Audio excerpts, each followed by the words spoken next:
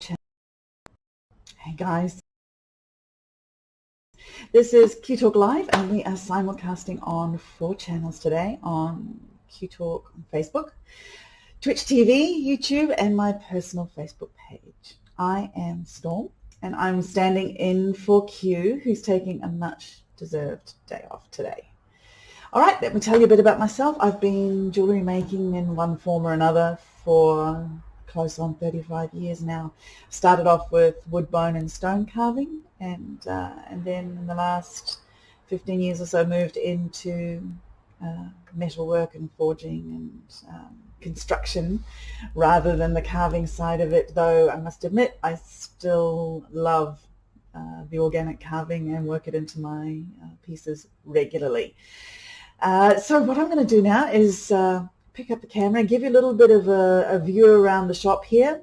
I have a small shop in Melbourne in Australia here, and I've got a little work area out the back, and then as you can, oops, wrong side, you can see through there I have a student area where I teach small classes of 4 or 5 at a time. No more than that. I like to be able to spend lots of time with people, and this gives me an opportunity to do that. All right, I'm going to grab the camera and let you have a sticky peek around and see what you can see, and then we'll crack on with today's project. Okay, let's take you for a wander around the shop here. I have embroidery. It's only little, but it does everything that I need it to do. Now I'm going to have to take my laptop with me, so bear with me. I'll try not to wibble around too much, but it should give you a little idea of what's going on here at Gilded Poppy Makery. Okay, here we go. So this is my little work area here. I'm just going to wander on back a little bit so you can see down. It's just about a quarter of the shop, small and narrow. I've got my workbench there and heat station, stone collection, a place here where I get to do stamping and setting. And then if I turn around the other way, you can see my little kiln set up for when we do metal clay classes, dehydrated, jewel tool, love my jewel tool. And then let's go through into the retail area. This is also my student area. There's the front of my little shop, and I've got the whole place set up here as homey as possible. I like being comfortable. Heaven knows that everybody else likes being comfortable, and since I tend to do full day classes, it's nice to have a microwave and fridge and all that sort of bizzo floating around. Okay, we've got a couple of retail cabinets here for people who want to buy things and don't want to make them themselves, though why would you? I'd much rather make it. Student table, hot station, all that sort of bizzo. There's a cabinet here at the front where I have samples of all the classes that I have coming up. Though I must admit there's a heck of a lot more that have to go in there, and I haven't had a chance to get around and do those yet because I've been slack. Okay, let's get back round to the front and we'll plug everything back in again. It's a very short tour, but in all honesty, I don't need a heck of a lot of space.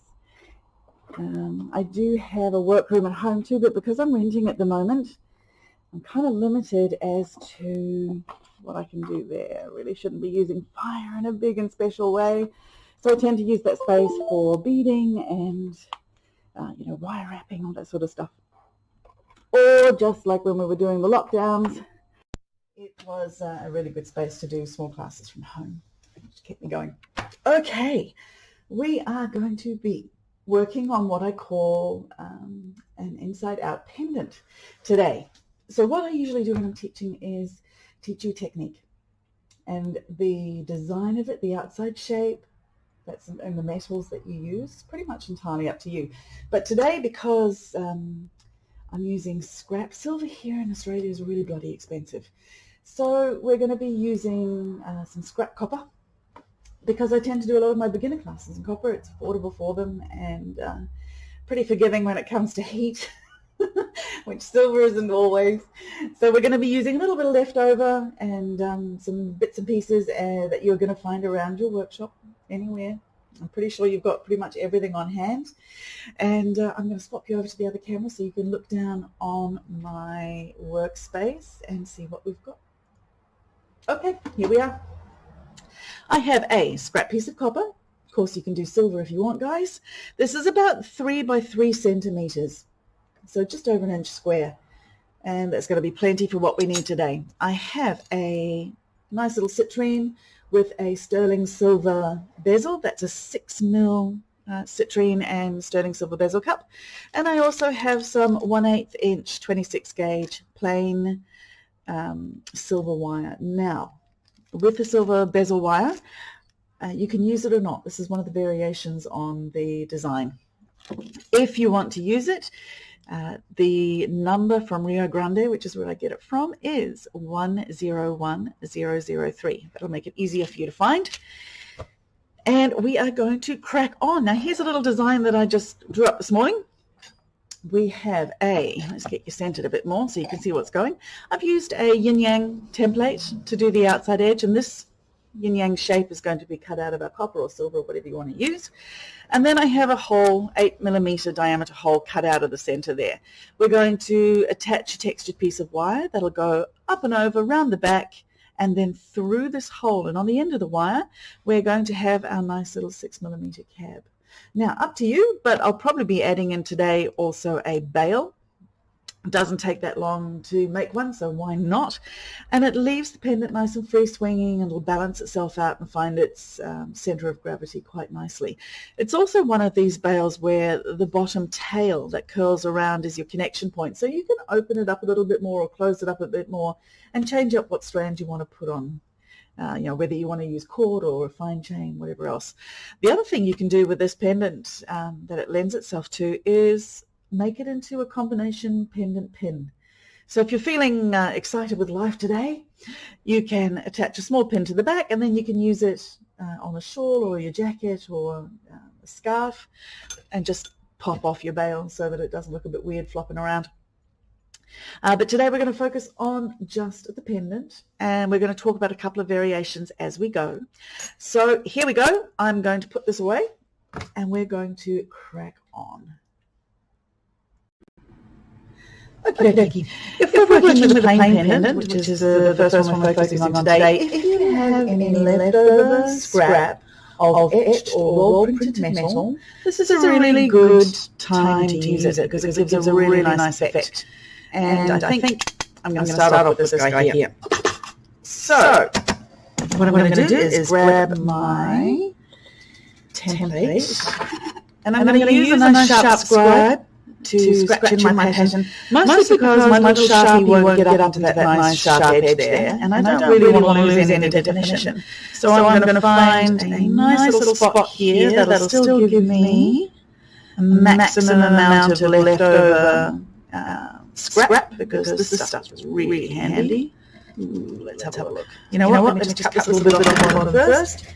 That'll stop it catching on my template. There we go. How about this bit over here? Oh, look at that. Spot on. And I'm going to give myself a nice crisp line to follow. Nice thing about doing this instead of using Sharpie, of course, is when the Sharpie wears off, which it inevitably does with fingers, you've still got that lovely line to follow. So now I've got a nice, crisp, sharp line scratched in, which makes it really easy to see. See that? Look at that. Look at that. Ooh, let's just turn that down to one. Ooh, that's better, isn't it? Okay. And then I'm going to mark in my 8mm hole. Now the reason why I'm using 8mm is because the bezel that we're using is 6mm, and I want to have plenty of space for it to come through. You can make it a little bit smaller if you want, and you can even make it smaller than that still. You could probably do it at 7 or 6mm so that the stone sits flush above it, and it doesn't look like it's popping back through. But for our purpose today, I want to have it looking like it's framed, so I'm going to use an 8mm hole. And that is going to be about that chappy there. It's just under 8mm, so that'll be fine. Centre it up. You can make it perfect if you want. I'm not terribly fussed about it being absolutely perfect. It's a fairly free-form shape, so I don't really have much of a problem with it. That's fairly centered. Okay. Now, I'm sure most of your teachers have told you at some stage that when you're cutting out a centerpiece, it's always better if you do any internal cuts first. That gives you plenty of material to hang on to while you're doing everything else, instead of trying to cut the outside out and then having very little left over. Okay, I'm going to use my 4-hole deluxe punch. Love this one from Eurotool. Simply because those holes are exactly the same size as our wire gauges, which of course really comes in handy when you're riveting. But now, I'm just going to punch a hole there. I'm going to grab my saw and my saw blade and thread that puppy through. Just going to stick it there so you can see what's going on. Thread my blade in. Let's see if I can get through the hole. There we go. Pop it right up to the top here. It's so much easier to brace it against the back and then keep your blade nice and straight. If it's flopping around here, it's really hard to get a good clean connection with your blade and your frame. Okay, a little loop. Down we go. Take time when you're cutting, guys. The cleaner your cutters is here, the less fluffing around you've got with your files later on, trying to tidy everything up and make it clean. So take your time with your blade. I'm using a 4/4 blade today on 0.7 millimeter. So technically, it's pretty close to the right blade. I do tend to go up to a 6/0 or 6/4. Mostly because I find the blade, the cleaner the cut. Just have to be a little bit extra. Of course, if you've got a disc cutter, feel free to pop this out with your disc cutter.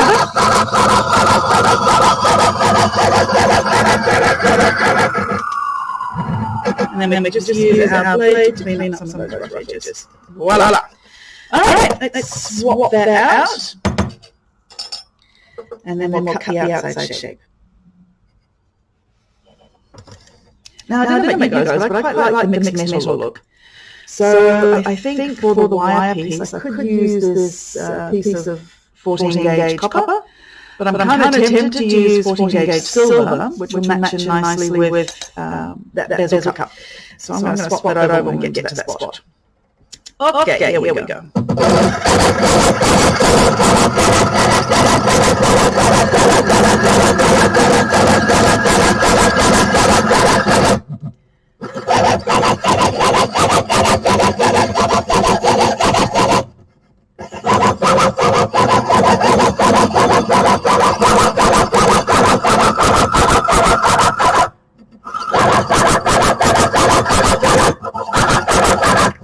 Keep part of your attention on your metal when you're sewing, with a view to feeling how warm it's getting. If it's starting to get warm, then you've got a bit of friction going on. You've got friction going on. You haven't got enough lube. So I'm just starting to think about warming up.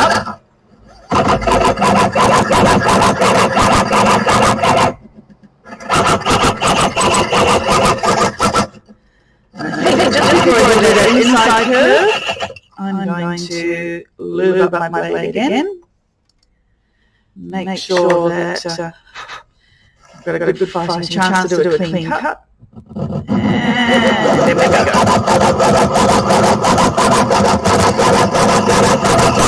If you don't do a lot of sawing, then make sure that you move your metal and not your saw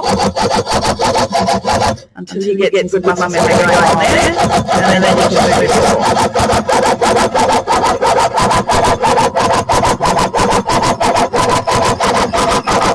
And voila!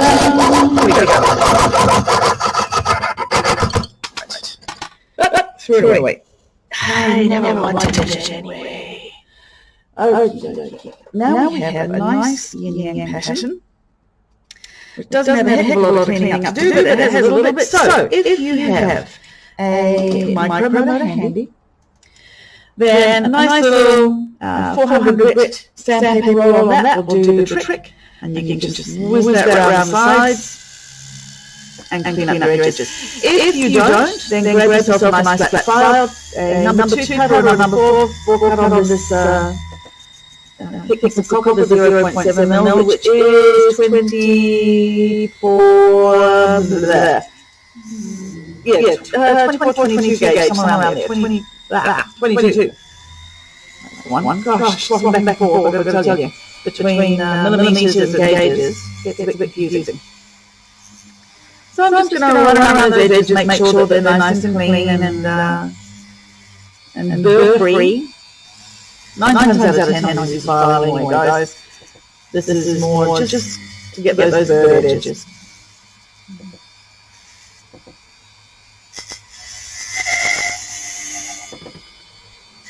Alrighty. That's that. And I'm going to grab my flat file and just clean off that top edge. I think because I started off using files more than anything else, I still have a soft spot for using hand tools. I have all the wiggins and special stuff that I like my file. Now, as you probably already know, if you feel your file catching and it's doing this, then you're working against the grain. Just flip it over 180 degrees and keep on filing, and you'll find that it's going to settle down nicely. A little bit there, just a wee bit still. Okay, we are out of the pickle, and what I'm going to do now is bend my wire around so that it fits into my pendant piece. Skitter. So ideally, swap it back. That's better. I want that to be coming through. Okay. Let's get up so you can see. Plonk that down and give it a little bit of a tap with your rawhide mallet to make sure that it's nice and flat, and then bending up and over. So and there we have. Measure out that wire and see how much we're going to need. If you have a buffing block, these things are amazing, by the way, guys. You can pick them up in nail supply stores. Actually, in the States, there's that curve on that wire. You don't have to scrunch it all the way down. I think the tighter curve than what I want. You can buy them in packets of 20 or 60, and they work out really cheap.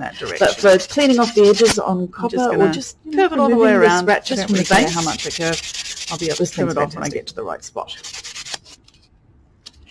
As always, if you pre-buff at every stage, you're going to have a lot less fluffing around and filing and whatnot to do later on. Now that feels nice and smooth. No rough edges, apart from that one point, and we're going to attend to that in just a second. What I'm probably going to do is just trim that little end off. It's going to be covered by our wire anyway, so I'm just going to give it a little trim. Okay. We don't need any sharp bits sticking out and grabbing on clothing or anything else. And then just file any sharp edges that are left.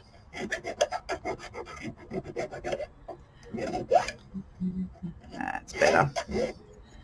Don't forget any burrs left behind. Trying to get your wire. And we're going to just camber that edge slightly. That. Nobody likes sharp edges on their jewellery. Pretty close. All right. There we go. That's better. When in doubt, run your fingers over it, and if you're still not sure if it's nice, rub it over your clothing. If it catches anywhere, you know you've got some filing to do. If it doesn't, you are fine. Give that face a light buff. All right. That, and then I'm going to file the end and pedal it so that it is nice. The next thing we're going to do is bend our wire around to match that scoop. So let's get out a file. What I want to do is round that edge off. Grab some wire. Here we go. Here's one I prepared earlier. Again, if you've got and we're going to make sure that one end of that wire is super flat, because we're going to be soldering that down onto the back of the bezel cup. So if you have a mitre vise, grab your mitre vise now. But it's probably using your fast with your little file. flat face, we're going to put it into that tiny, tiny, tiny, tiny little hole that's right there, which is so fantastic for holding onto wire. Scooch it down until the rough part is just above the level of your, there it is, my device face. There it is there. Plonk it down on there, and then grab your flat file and just paddle that end. Carefully scooch across, spread it out a little bit. So I'm going to use the back end of my chasing hammer. You can no longer feel that wire when you run your finger across. Just to paddle it out, no resistance there at all. Then you know you've got it nice and flat. That end is the one we're going to attach to our bezel cup. Okie dokie, let's get that puppy out.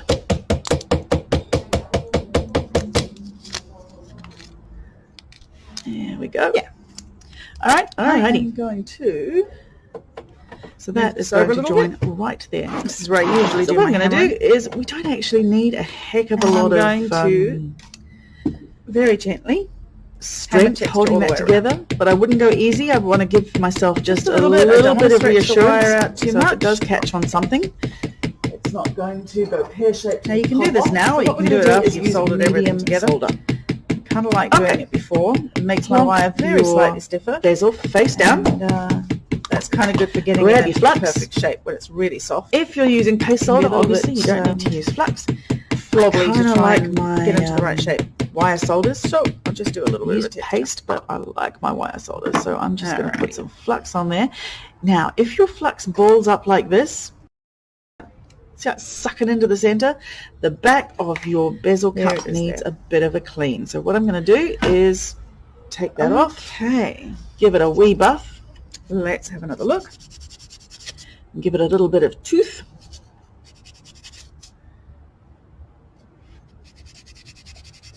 And see if that does the trick. And it can be as simple as, you know, hand cream or there we go, oils on your skin or any residue from wherever it was living. Okay, so what I'm going to do now is set this up and solder it.